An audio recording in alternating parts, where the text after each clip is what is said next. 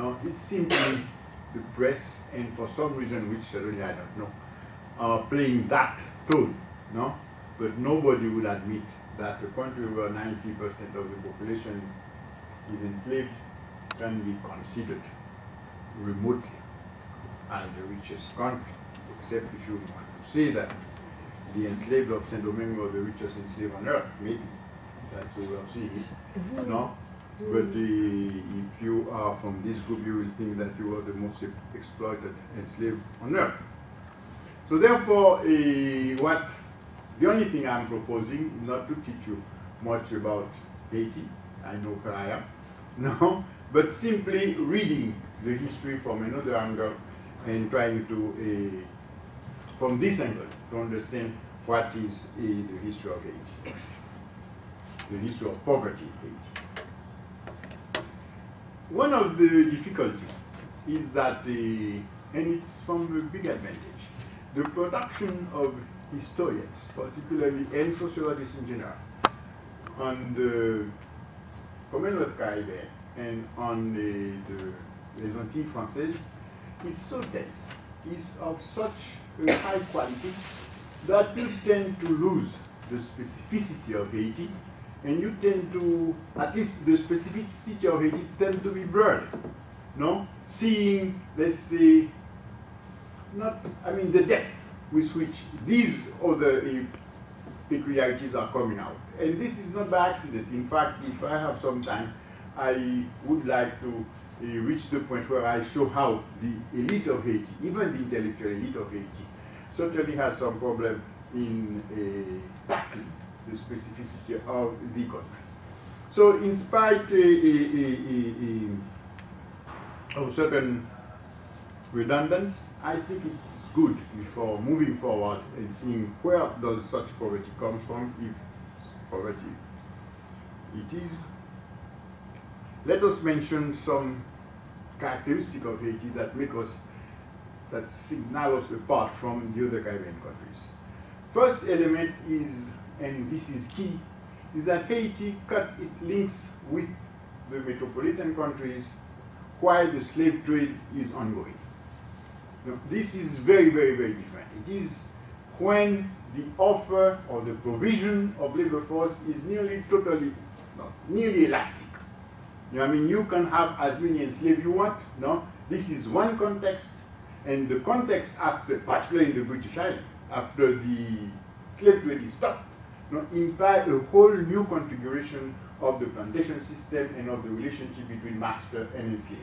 That's not the case in Saint Domingue. That's the first element.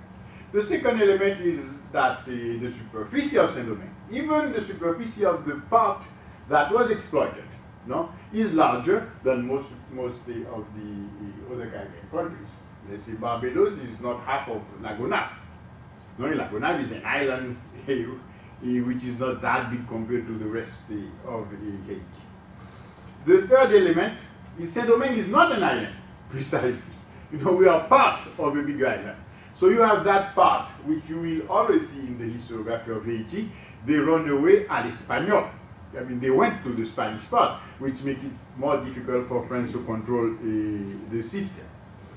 The other element is that the metropolitan, Saint-Domingue, as a French colony, is the last colony of the mercantilist period. And Saint-Domingue was created really as a plantation society nearly 1 century after Barbados, Antigua, Guadeloupe, Martinique, etc., etc.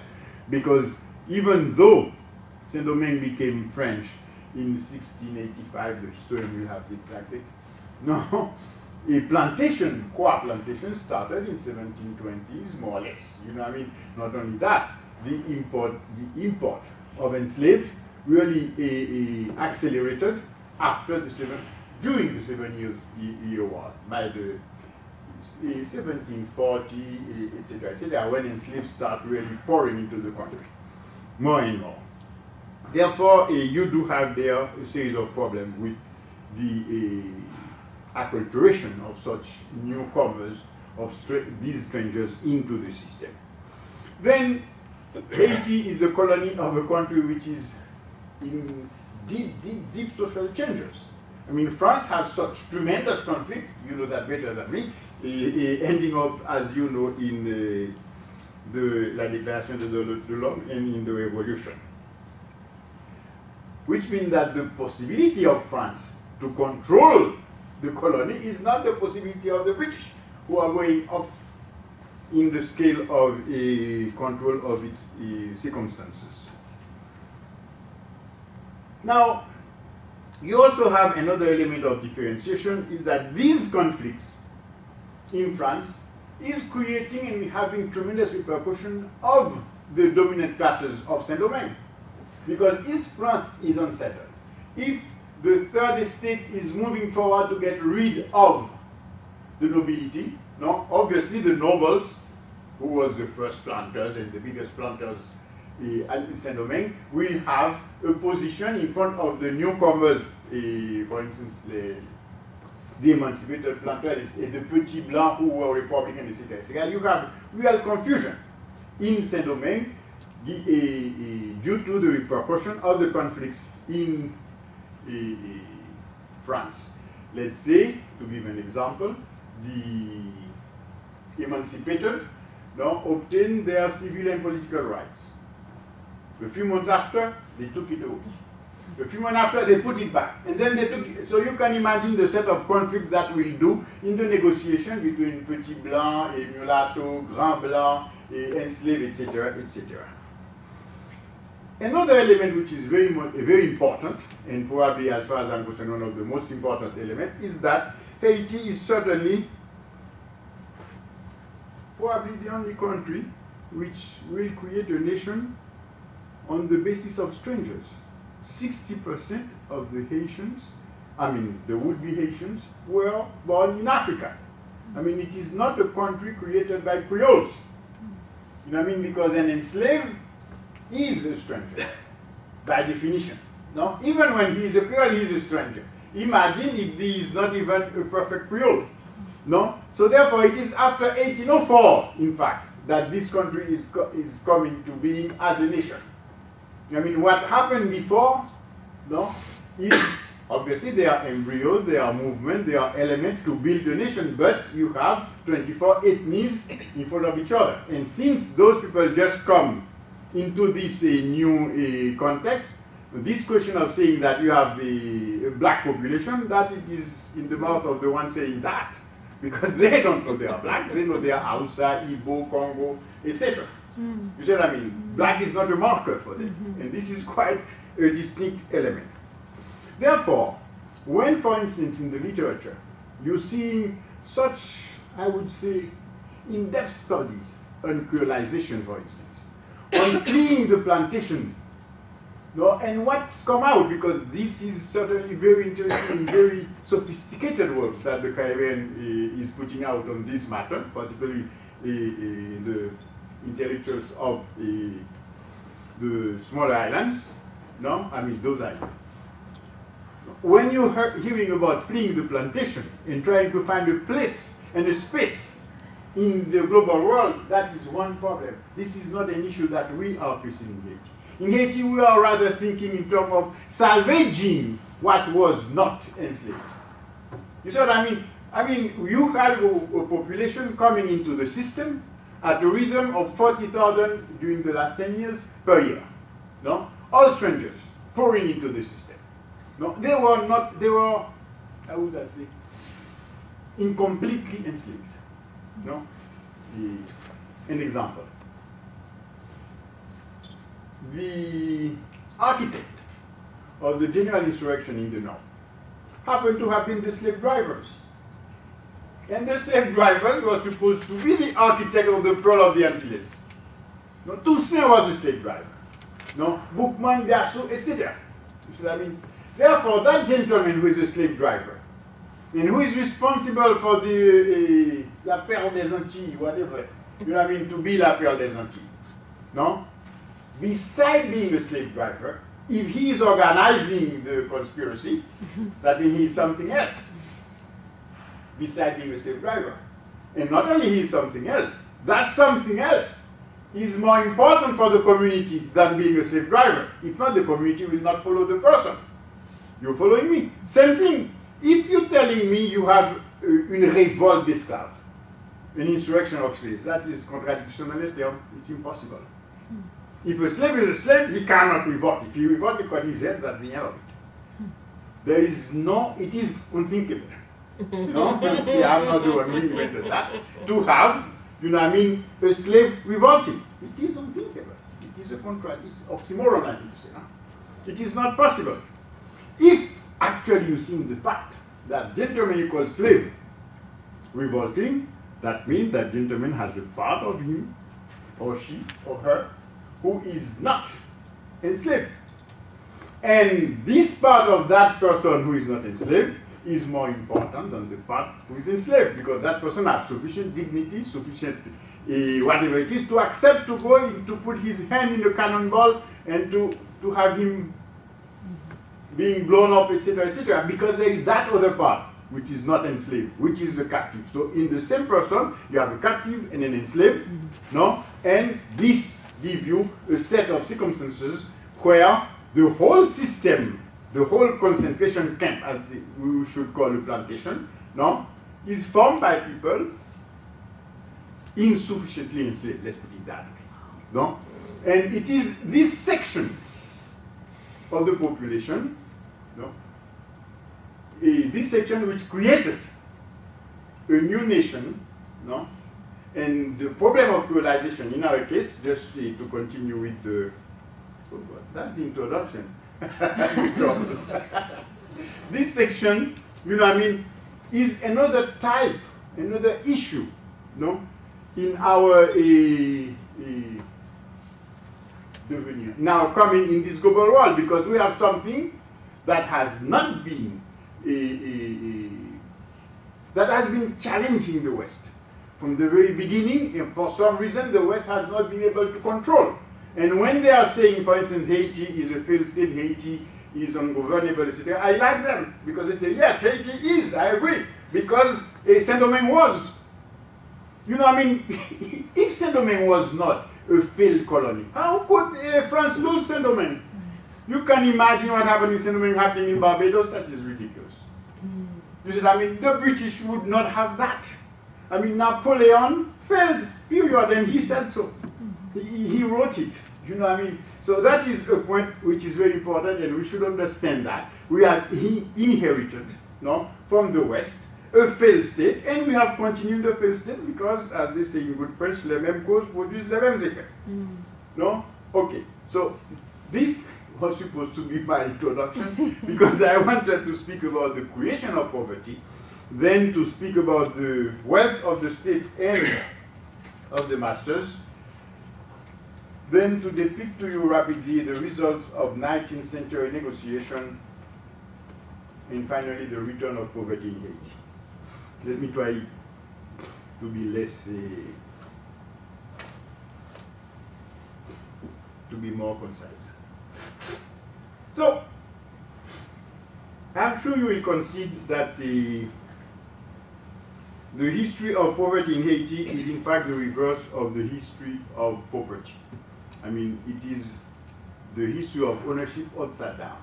Haiti is Saint-Domingue is a colony of conquest where the state possesses everything, and obviously those cattle who are possessed by the state, I don't see by which to the force they will be richer than the owner of the herd.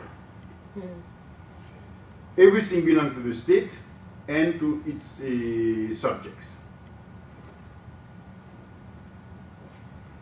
A plantation being a concentration camp, the colonial state administered the wealth of the planter, including the supply of slaves to the plantation. The problem is that the French colonial state does not have the resources to produce orderly and systematically the poverty of the enslaved, so they can keep the enslaved working on the plantation. That is the problem. France does not have the possibility of forcing the labor force to produce and to keep producing the pearl of the Antilles. This is why France failed. at least this is the argument I'm trying to propose to you. Toussaint was able to create a semblance of order and of prosperity, unfortunately to the great despair of Napoleon. No? And this Napoleon, in fact, through his policy, will set in motion the independence of the country. Therefore, the wealth of the state and the wealth of the masters is what is called normally the pearl of the Antilles. And when the country achieved independence, because Napoleon tried to force the emancipated, I'm going very fast because I know you know of that much more than me. Napoleon tried to force the emancipated planters to their position of second type citizen, and they were the richest group in the colony, as you know. When he tried to do that, these masters joined the enslaved and produced 1804.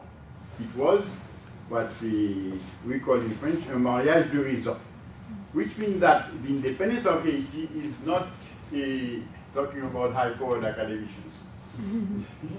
Is not the product of a project of society that a group, an elite, is going to implement through a state. No? The Haitians found themselves with a state, no? And now what we do. The point is to advance on the specificity of Haiti. That 1804 revolution are two revolutions in one. The first one is the revolution precisely of the masters, call them colored or call them the way you want, but they were masters and they had slaves, no? And they had done what is to be done to be rich in their country according to the laws, no? And they obtained, through their lobbying system, they obtained their civil and political rights, no? This was taken from them and they fought. They had the means to fight, no?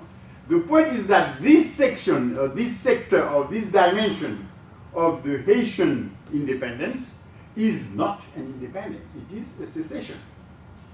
I mean, the masters has not turned their back to France. France turned their back to them. I mean, it is France who refused to give them what the law, since in fact they could not, not even because it is quite clear, they were supposed to enjoy the right of so they have never tried, they have never wanted, they have never wished independence. That is a secession, and they had to secede, because if not, I, for one, will not be here to talk to you, because I'm from this sort of Negro Libre or whatever it is. That is one dimension. The other dimension is the dimension of the enslaved, no, who will try to fight plantation and colonization, period. Without any, it's a non-negotiable issue. No, we are not going to work in this dependence relationship with nobody being as a slave or being it as salaried workers, not having a third or whatever it is. It is just simply a non-negotiable issue. So, therefore, the agrarian policy of the French government before 1804 and the policy of the Haitian government after 1804 will fail. Because after 1804, those who control the labor force refuse simply to work on the plantations, on the one hand. They refuse to work on the plantation, and the state construct in such a way that it should be able to continue the colonial system. The state was lacking of the monopoly of power to force the enslaved to work on the plantation, which is normal. If France failed to force the enslaved to work on the plantation, how do you expect, being it Dessalines, being it Pétion, being it Christophe, to do that? Certainly Christophe did that during 18 years because Christophe is in the north and has inherited the l'armée indigène, the indigenous army. He inherited that, no, and he could do that. And the North has a series of characteristics that the South did not have. But the fact of the matter is that the state after 1804 does not possess the strength to force the population to work on the plantation in the conditions that are described, for instance, in the rural code of Boyer. And the state, nonetheless, will declare itself the sole or main owner of land. So you have on one hand the state monopolizing the agricultural land, and the other hand the workers monopolizing their labor and refusing to work. Those are the two biggest elements of wealth in the country during the 19th century. So what happened? What is the result of this apparently dead-end situation? They have to negotiate. And they did.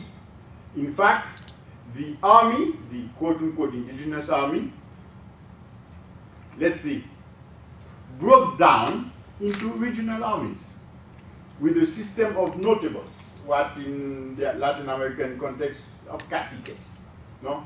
And while the plantation system was had a fragmented geography, the 19th century of Haiti will have a regionalized geography where each cacique and each city, port city, now will have direct contact with the outer world, but with a hinterland. And each of those cities will vie for power, or the caciques of these cities, if they are not satisfied with what the central government is doing.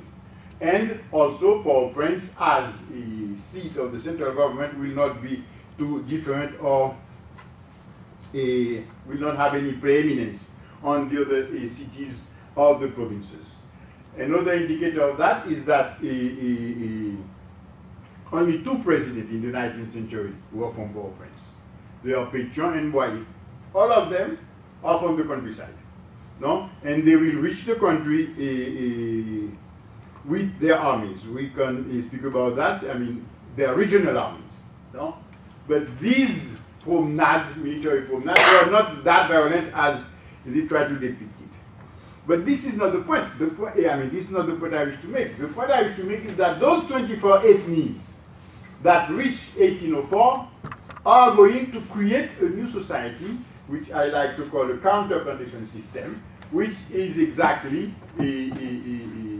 built to satisfy the need of the population and to export the excess that they would produce in the counter-plantation system. I like to call it counter-plantation system. It is not really a peasantry. First of all, it cannot go toward self-sufficiency and total autonomy because they need to exchange. They need to obtain a series of things that are not produced in Haiti and were not produced in Saint-Domingue during colonial time. For instance, instrument to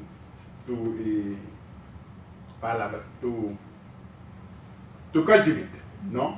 Or soap or textile, etc., etc. Secondly, they really, at this point in time, create a whole regionalized system of towns and cities and a set of rural markets which existed before 1804. I mean, there is a new distribution of the population. They invented a new religion, they invented a new family system, and they really took over the whole language and symbolic system of the country. That is to say, the 19th century is the key moment of the Haitian history, and it is the moment in which the nation in itself will nearly self-govern. I say nearly self-govern because the elite on one side is putting out laws, but simply they put the laws, but nobody really obey because the elite does not have the strength to force and to implement this system of law. The system of law is certainly in accordance with let's say, quote-unquote, the modern world.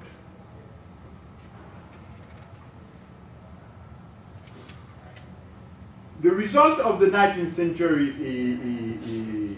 evolution in Haiti can be presented in the following ways.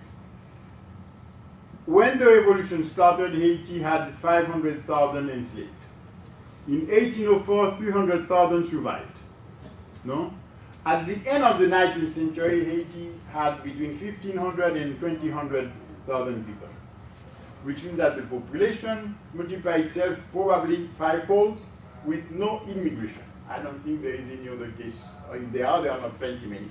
Because the 19th century, as you know, is the century of immigration toward the most empty, quote-unquote, countries, territories in the world. Another element is that the level of production by the end of the 19th century in Haiti reached what it was during the Pearl of the Antilles, except in sugar production. No? The crisis comes because whenever you have a self-sufficient or self-centered peasant economy, if this peasant economy reaches its point of saturation, you need to move toward the secondary sector or service sector. And when we reach in the last quarter, or around the last quarter of the 19th century, this point, no, it so happened that the developed countries was also terminating or reaching the high point of the Industrial Revolution. So therefore, Haiti was in a real bad position to reinvent the wheel. I mean, Haiti reached the point where actually the elite would not move forward. And actually, I don't think the elite, well, let's leave it at that. So the point I wish to make is that the 19th century Haiti was not a century of failure. Not only that, Haiti was the center of attraction, the pole of attraction of all the Caribbean countries around, particularly Bahamas, Jamaica, Martinique, Guadeloupe. The end of the 19th century, most Haitians with the English name or Spanish name came in the country at that point in time, and we were in population from the outside. In the 19th century, during the whole 19th century, the quality of life of the Haitian obviously was better than what it was in the 18th. Not only that, this was the only place where any laborer, particularly any black laborer, will be able to work without being molested by the powers that be. Now, the return of poverty in Haiti. The elite of Haiti during the 19th century negotiated. But it is an elite that, as I said, was pushed away by France. The elite did not want to leave France. You see, I mean, they do not take the decision to cut their elites. It is a secession given a series of policies in France. So during the whole of the 19th century, the elite tried its best to have the country coming back to the Western. So therefore, when at the end of the 19th century, the US is taking not only the US, but the whole set of imperial countries, but the US particularly, not taking steps to build its empire in the Americas. So the elite, in fact, was too happy to see the occupation taking place. I am quoting Maniga. So, I mean, he didn't put it that way, but in fact, this is what you read in Maniga. It's definitely the elite was quite happy. In fact, if you look also at Gaillard, you will see that the Bradin, the songwriter, very famous, no, he created a song precisely for the signature of the convention with the legalizing the occupation, where he was mocking those who preferred Kako to convention. Kako being the peasants that were opposing the U.S. intervention. The elite, no, favored and was quite happy to see the U.S. intervention happening, no. And the U.S. intervention is the first moment when the state in Haiti or in this territory, because even putting together colonial time and 19th century, that is the first time that the state has the monopoly of power, of public force. No? And they will apply all the laws that started from Toussaint onward to create the plantation, to have forced labor, create an army, professional army, etc., etc., etc., in the country. That was the first time that was done from 1915 onward. No? But between 1915 onward and 1804, there was one big thing. The peasantry had created this system I call counter plantation system and had taken a series of steps making it impossible to come back to the system of plantation. So much so that when the US left Haiti, there was only 3 plantations in the country, and the US had to invest in agricultural exports in Cuba or Dominican Republic. In Haiti itself, this was not feasible, particularly because of one institution we know as the family property system, through which the land cannot be recuperated by the market and cannot be consolidated in large superficie to allow exploitation of export agriculture.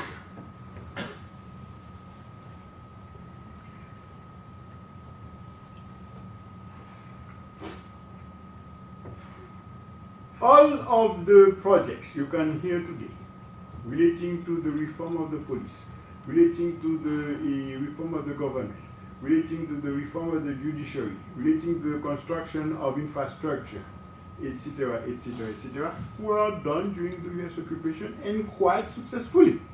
You know, I mean, there is a book just published on Boyer showing that under Boyer the whole budget was balanced and everything was going well. Haiti was a country who was so modern or so adapted to those principles that we were even paying our debt before they come to maturity. No, I mean the state was functioning with the U.S. controlling the customs, no, perfectly, and the state was and the finance was controlled by the controller appointed by the U.S. government, no, well, suggested by the government, appointed by the Haitian government, because the Haitian government was paid.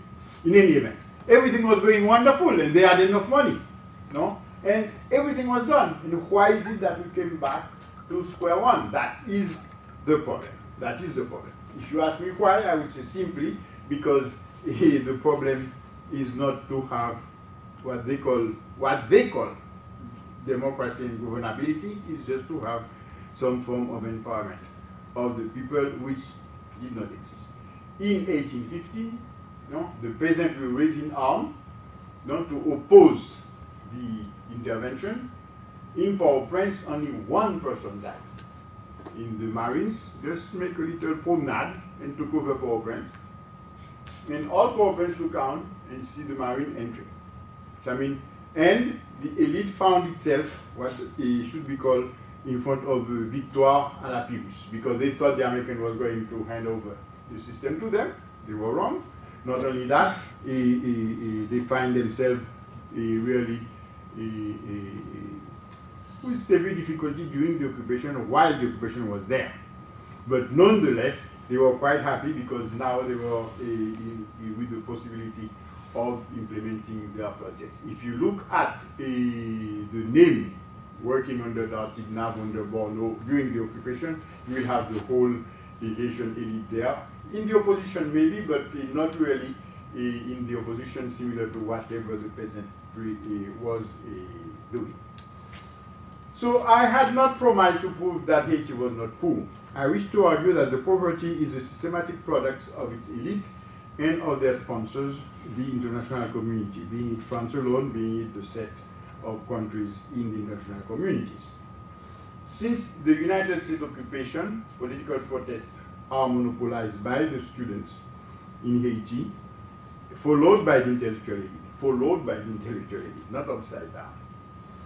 These opponents have paid dearly their challenge to the system, particularly during the Cold War. On the other hand, from 1980 onwards, the Haitian economic elite is absorbed in the US state, so in the United States society. Those who do not have a dual nationality have their green card, or their sons or daughters are US citizens. One has to wait until the Council Vatican II and the progress of the liberation theology to witness a national mobilization able to uproot the Duvalier regime in 1986. But in that point, 1986, as after 1791, the elite has not been able to propose a project of society that would harness the enthusiasm of the population, because the population is not trying, is just living in another world that has not been westernized, that has another concept of freedom, another concept of freedom, I mean, without any borders. It is not linked necessarily with what you have in the Declaration of Human Rights or in liberal capitalism.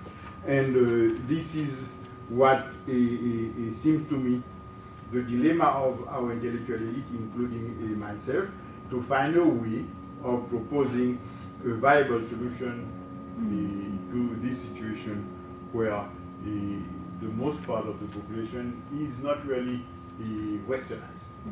Thank you.